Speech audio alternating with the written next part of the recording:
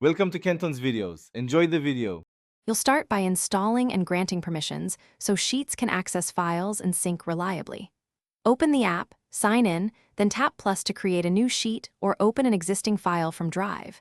Make sure your keyboard layout and orientation suit data entry. Pinch to zoom and set column widths. Once done, name the file at the top so autosave links to your account. These steps get you into an editable canvas fast, ready for entering rows and formatting. You'll enter data directly by tapping cells and use the formula bar for functions like SUM or IF. This keeps formulas readable. To format, highlight range and use the toolbar. Number formats, alignment, and borders make data scannable. Insert rows or columns with the row header menu and freeze headers so labels stay visible while you scroll. If you need filtered views, add a filter and save a view.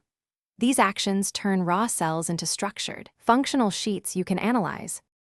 You'll wrap up by sharing and exporting. Tap Share to invite collaborators and choose permission levels so edits won't break formulas. To deliver, use Share and Export to save as Excel, PDF, or CSV. Choose paper size and orientation first. If collaborators report missing edits, make sure your online and Drive syncing is enabled, then force close and reopen the app to resync changes. If that fails, export a copy and re-upload. It preserves work and resolves most sync conflicts quickly. Thanks for watching. Consider subscribing if we helped you.